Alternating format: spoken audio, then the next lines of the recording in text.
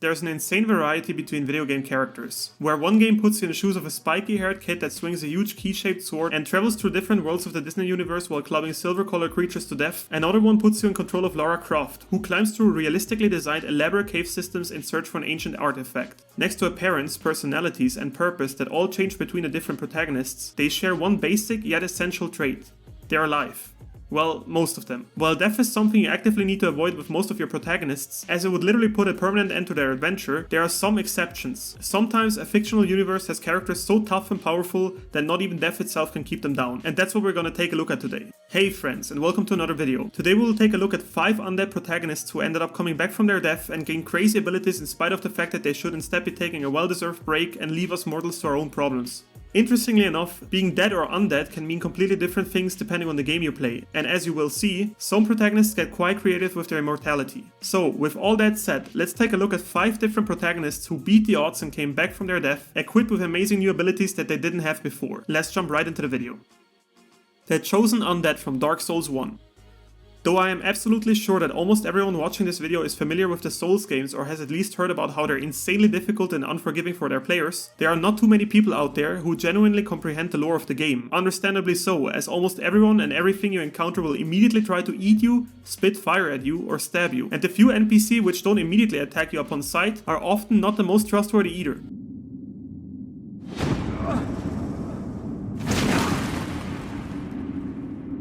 Though the characters you meet while you journey through Lordaeron only share very little information with you, the universe of Dark Souls has some incredible lore behind it and holds many mysteries and oddities. Now, I'm about to bring up a topic that even the biggest fans and lore connoisseurs of the series don't unanimously agree on, so forgive me if I do get things wrong here, but to simplify it very much, you basically don't stay dead if you die in Dark Souls. Instead, you can come back as an undead. While that sounds fantastic at first, it definitely comes with some strings attached, such as the fact that by staying undead, you gradually lose your sanity and will eventually turn into a hollow. A being that is basically a zombie and has no deeper cognitive functions, yet shows high hostility towards others. While the fact that such beings exist is quite depressing already, things get worse when the game kicks off and we do find out that our very protagonist is one of them too. The Chosen Undead was captured and put in an undead asylum, so that he can cause no harm. Though apparently stuck here for the rest of time, we get incredibly lucky and our undead hero is given a key so he can get out of his cell and eventually finds a way out of the undead asylum. Once we arrive in Lordaeron, we have to fight all kinds of different monstrosities, fellow hollows, and even some of the beings who helped shape the world as we experience it. Thankfully, being undead certainly has its perks too. The most obvious one being that even if you get hit by an enormous swinging blade and consequently fall to your death, you will just respawn at the last bonfire you lit.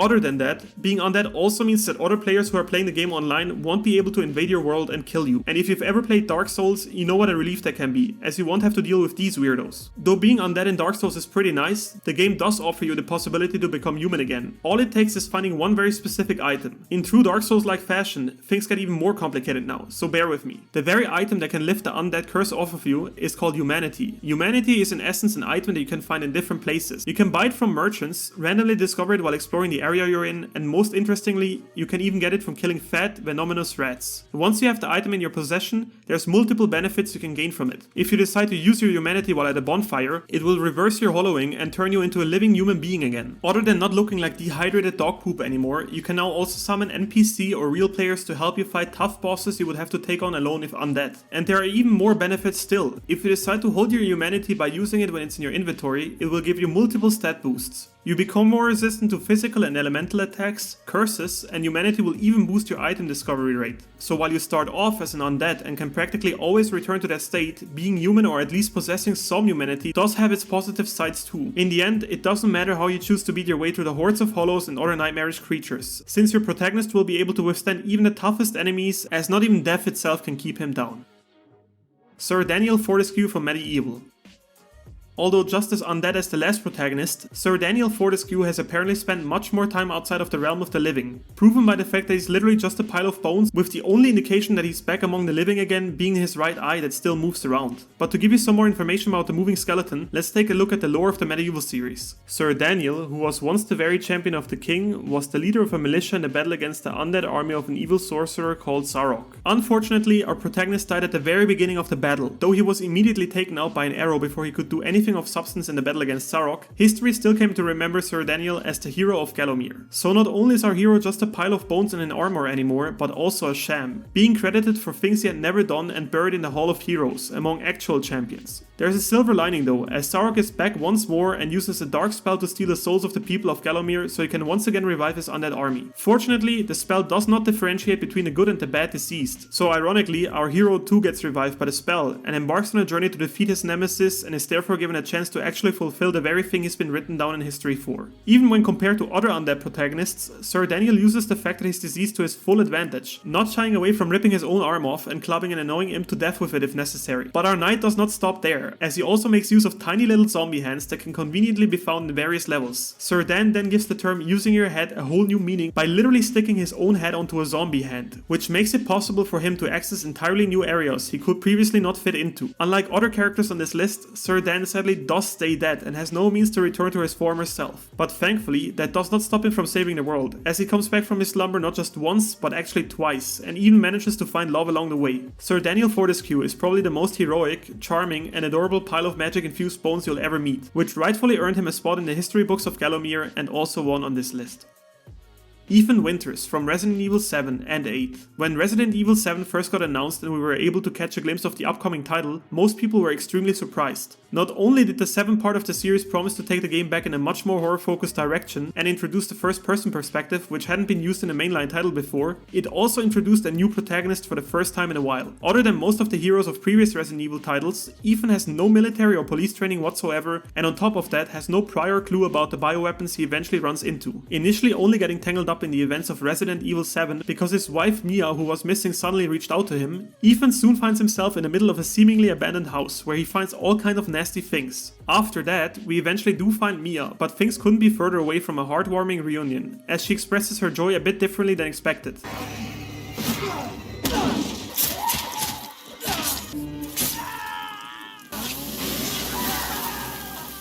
Though he eventually beat Mia, Ethan seemingly can't catch a break, as he immediately gets sucker punched by Jack Baker, the owner of the creepy house we just explored. To fully blow Ethan's lights out, Jack also stomps on his head. Now, if you've played the game, you know what happens next. You wake up to a rather disturbing family dinner with the Bakers and eventually manage to escape, fighting your way through the Bakers' estate that is riddled with mold monsters, traps, and not least even some of the family members themselves. The good news is that somehow, Ethan has grown incredibly resistant and tough, even to the point where he can reattach separated limbs with some staplers or by pouring a potion over the wound. Though we're never really explained why Ethan possesses insane regenerative abilities like these, players just kind of rolled with it and rarely questioned it further. And despite getting a mostly happy ending in Resident Evil 7, Ethan is once again in deep trouble in the sequel, where monsters created by the same mysterious mold you already dealt with in the last part are after him once more. In this part too, it's once again shown to us that Ethan can survive almost anything, as in the fight against the giant vampire lady Dimitrescu alone, he gets his arm chopped off, is slammed into a wall with incredible force, and even gets impaled by the giant woman. Only at the very end of Resident Evil 8 do we finally get an explanation as to why Ethan seemingly just won't die. At the very end of the game, just before you face off against the final boss, it is finally revealed that Ethan is in fact no longer alive and had died way back in Resident Evil 7. It turns out that Jack was a bit too enthusiastic when welcoming Ethan into the family and kicked way harder than he should have, as Ethan died right there and then, but had gotten infected with the mold at some point and could therefore just keep on living anyway. As always, being undead, or a mold monster in this case, has its perks. We can finally make sense of why Ethan could take an incredible amount of damage throughout both games and keep going, as being a mold monster granted our protagonist incredible regenerative powers. While that's fantastic, being no longer alive does not pay off as much for Ethan as it did for our other heroes so far, since there is apparently a limit to the amount of damage he can take before even the mysterious mold powers can no longer help him recover from his wounds. And that limit is sadly met in the final fight of Resident Evil 8, where Ethan takes such an incredible amount of damage that he's mere minutes away from crumbling apart when meeting up with Chris after defeating the antagonist Miranda. While it was bittersweet to see Ethan die, many fans assume that he's still somehow alive or made it out, which remains to be seen in the upcoming titles or maybe even in the DLC that drops next month, featuring Rose, Ethan's daughter. Fingers crossed that our favorite undead father comes back once more from the dead after all. Kazuya from the Tekken series. Kazuya Mishima is yet another undead dad. This time, however, he's nowhere near as kind as the previous entry. Kazuya is one of the major characters in the Tekken series, who is a key character in the overall story along with his father, Heihachi Mishima, and his son Jin Kazama. The Tekken plot is quite weird and can be hard to summarize, which is reflected in how helpful the community is when someone wants to conversate about the plot. Anyways, I'm gonna try and summarize the plot that is important here very briefly. A long time before the events of the first Tekken game, a young and beautiful woman called Kazumi and a very young Heihachi Mishima got married. Kazumi was part of the Hachijo clan, a family that made it their goal to always keep an eye on powerful people so they wouldn't become a threat to the world. Heihachi, with his near unlimited financial power and incredible influence he achieved through taking over the giant Mishima Zaibatsu conglomerate after his father passed away, had become such a threat, other than closely monitoring powerful people all over the world. The Hachijo clan members also possess the Devil Gene. The Devil Gene is a power that slumbers within every offspring of the Hachijo clan and grants them incredible strength, the ability to shoot lasers out of their eyes, and there are offsprings of the clan that even gained the ability to fly. Kazumi, who as you now know was a member of this clan, ultimately came to the realization that Heihachi was indeed a threat to world peace, and therefore tried to kill him, unsuccessfully.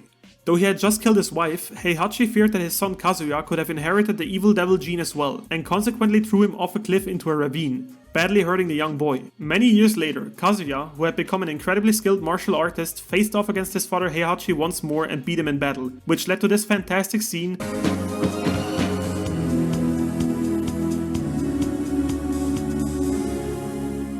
and acted as the ending for the first ever Tekken game. In the second part of Tekken, the roles are basically reversed, and it is this time Heihachi who is out for revenge, which leads to another bloody and ruthless father-son battle, where we truly see the monstrosity that Kazuya had become due to the use of his devil gene. Heihachi, who is a lot older than Kazuya at this point and has to face the incredible powers of the devil gene, still manages to overpower his purple flying son once more, and to make sure that he really does bite the dust this time, throws him into an active volcano, and this is where Kazuya died.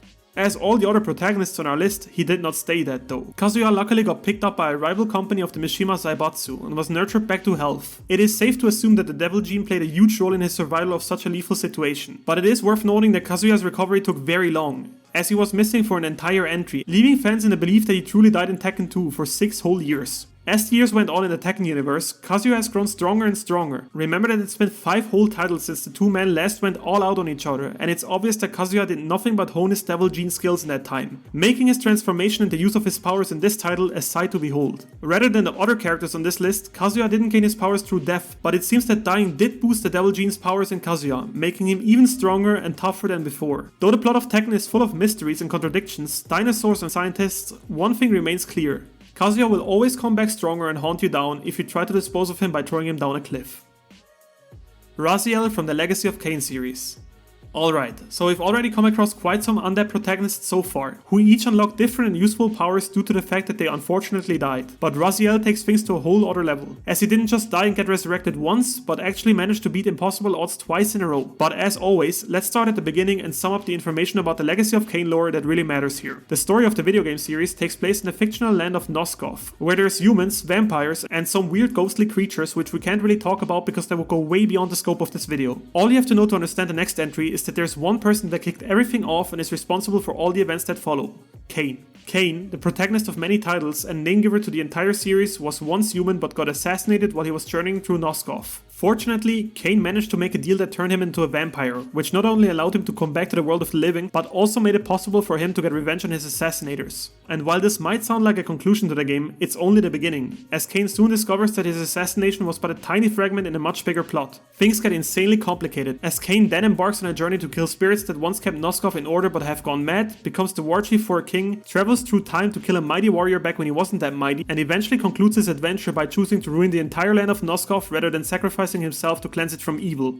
Did I mention that things get complicated yet? Well, it gets worse. 1500 years after the events we just mentioned, Kain has made a groundbreaking discovery, namely that he can create new vampires if he captures the soul and uses it to reanimate a corpse. Kain, being the non-cynical and blissful person he is, decided to use this method on no one else than the corpses of 6 sanctified vampire hunters, therefore becoming the progenitor of a whole new generation of vampires. Among those vampires was Raziel, who was not only a fantastic vampire hunter back when he was still a human, but ironically also did such a good job at being a vampire that he became Kain's lieutenant. At some point, Raziel was able to grow wings, which Kain saw as a transgression. As a punishment, Kain threw Raziel into the Lake of the Dead, which consequently destroyed Raziel to a degree that left him unrecognizable. The once graceful vampire had become nothing more than a bundle of bones and muscles, even losing his lower jaw because the Lake of the Dead tore him up to such an extent. After laying at the bottom bottom of the lake for an eternity, Raziel eventually gets revived yet again, this time by an elder god. As it's always the case with characters that died a tragic death but have come back to the land of the living, Raziel has gained some incredible powers due to his extra undeadness. Due to his transformation from vampire to the ghost-like creature he is now, he has lost most of the natural weaknesses a vampire normally has, meaning he can step into the sunlight and thus no longer require to drink blood to survive. Instead, he consumes the very soul of his slain enemies. Raziel is also able to phase through gates, use telekinesis, shift between the material and spiritual world at will, and even learns to swim and touch water, which normally would be fatal to vampires. But the best is yet to come, as we also need to mention that during the course of the Legacy of Kain games, Raziel travels back in time, finds his former self when he was still a human vampire hunter, and in a battle that ensues kills his former self. Meaning that he himself is responsible for killing the original human Raziel, long before Kain even found his corpse and revived him. So not only did Raziel manage to come back from the dead twice and earn new abilities each time, but he also bent the timeline completely out of shape by traveling back thousands of years to encounter his original human self, engage in a battle to death, and eventually killed himself. Honestly, I cannot do the fantastic story of the Legacy of Kain series justice in this short video, as it concerns itself with extremely deep and philosophical themes, such as destiny, free will, redemption, and morality. So I'd really advise you to play the games yourself, as they are legitimately masterpieces when it comes to storytelling. Or if you don't want to bother but still would like to know more, you can totally check out some YouTube videos. But anyway, let's get back to the topic. The fact that Raziel is not only responsible for killing his former human self, but was first brought back from the dead and turned into a vampire by the legendary and also undead Kain, only to then be thrown into an abyss and revived again by an elder god, totally justifies his first rank on this list and makes Raziel the one protagonist who did it best when it came to resisting the very concept of a permanent death. Friends, we once again made it to the end of the video, and I want to thank you from the bottom of my heart if you made it up to this point and spent your precious time by watching my content. Do you know any more undead protagonists I should know about? If so, make sure to let me know in the comments. And if you enjoyed the video, I'd love for you to leave a like and a subscription. I made multiple videos where we look at the rarest achievements in different video game series. And if you'd rather watch something else that has nothing to do with achievements, there's also a video on 5 Nightmare DLC, which made their original games much harder than they were before. Most importantly though, and as always, I want to thank you so much for watching. See you in the next video and be well.